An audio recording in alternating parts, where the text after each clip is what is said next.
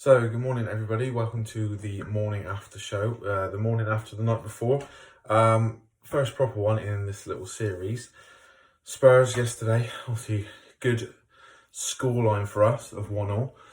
Great result in hindsight as we look back at it now. However, what a terrible performance again. It was terrible quality wise, but there was effort was shown. Certain people really put a shift and really tried, and there was lots of running, obviously, lots of chasing the ball.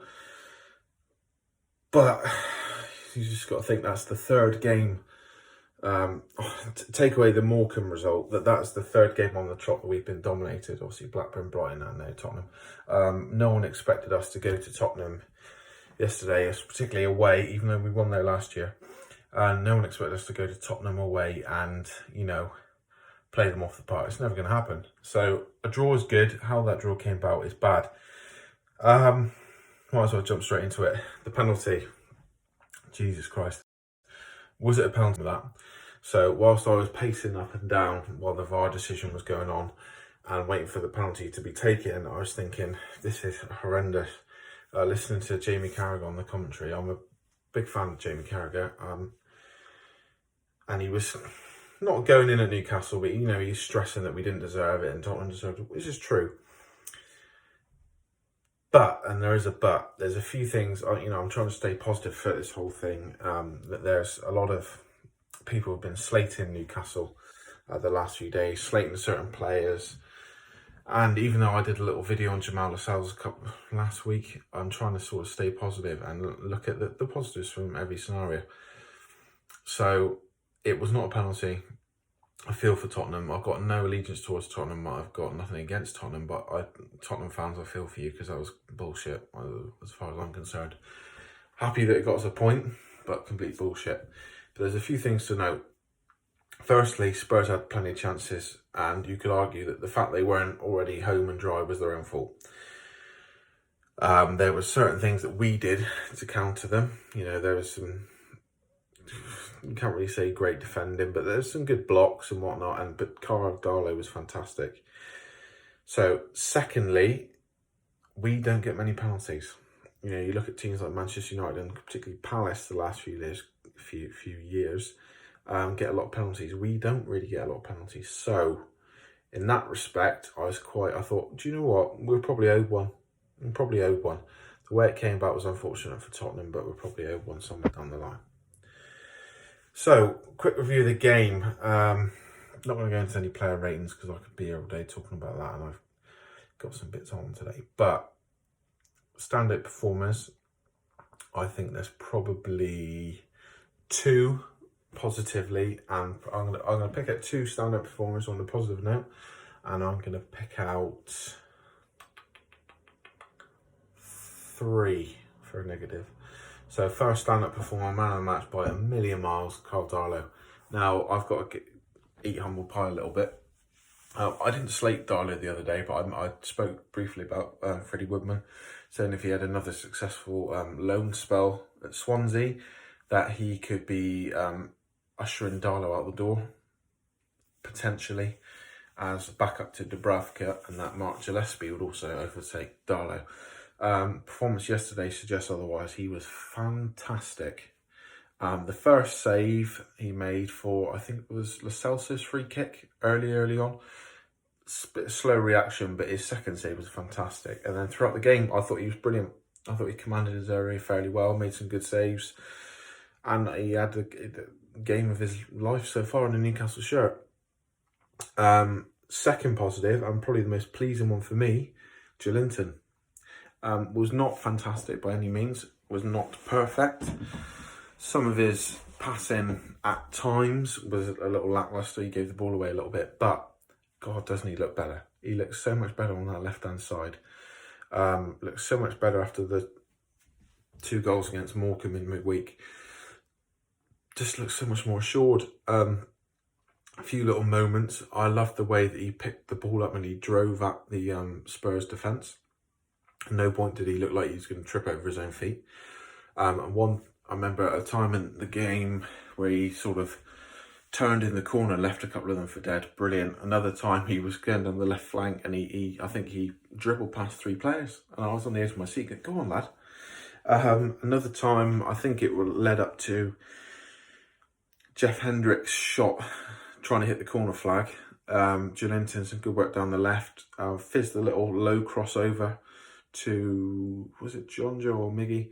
And who then squared it off to Jeff Hendrick, who, like I said, tried to hit the corner flag. But yeah, some encouraging signs from Joelinton there. Not getting carried away. It was not a £40 million performance. Neither was it a number 9's performance. But encouraging, he looks better. So, Big Joe, if you can continue this, you know, you be a good player, because, you know, I think it's in there. Right, the negatives. The one I was going to give for 2, I went for 3. Miggy Almiron. I think he yuffed and he puffed. There was some great effort put in throughout the game. He was busy, he was active, he was involved.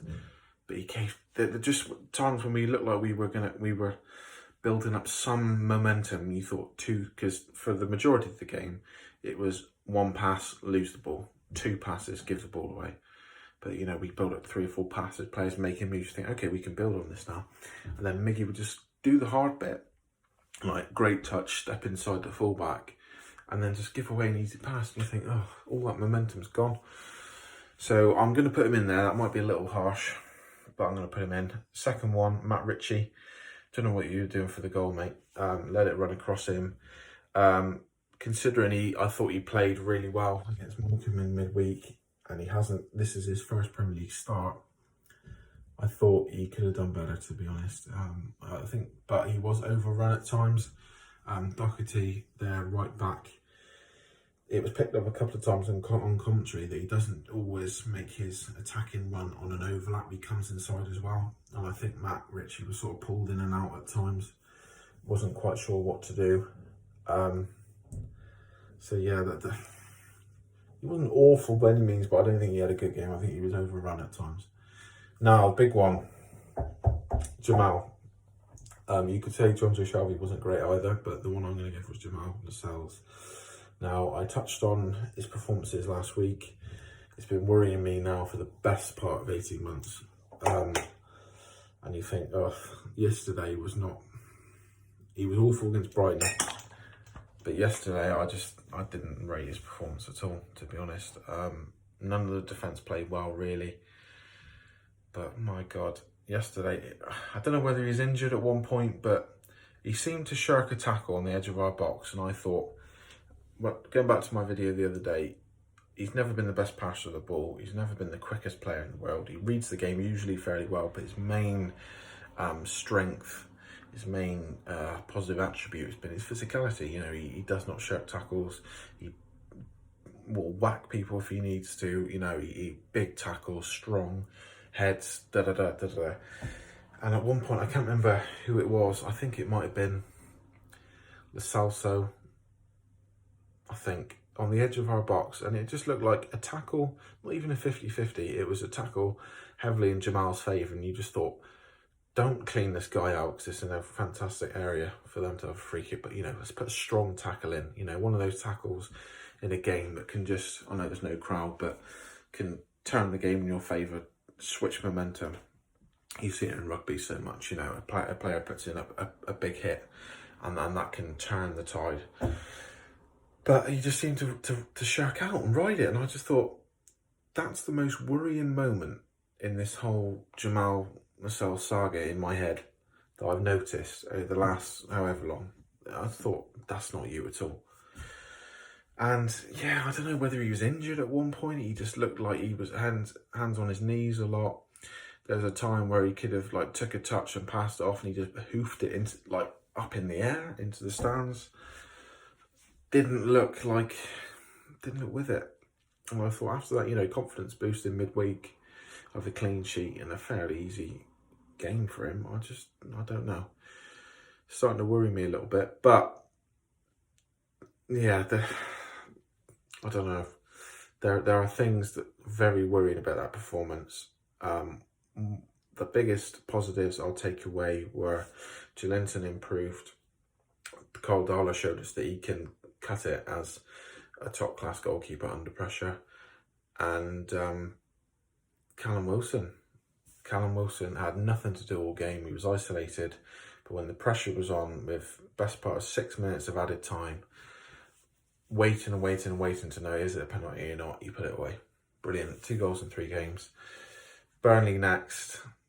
There might be another video sort of midweek of something that might pop up. I was going to do one looking at Lascelles' performance, but I'm a bit sick of criticising him really, because I do like him as a player, but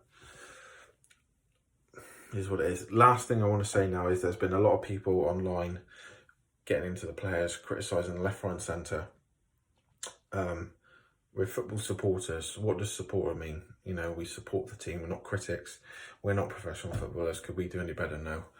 All right, there's been some lacklustre performances, and we can comment on them and talk about them like I have about Lascelles today, but just slagging players off left, right and centre. Not a fan of it, don't condone it. But anyway, see you later.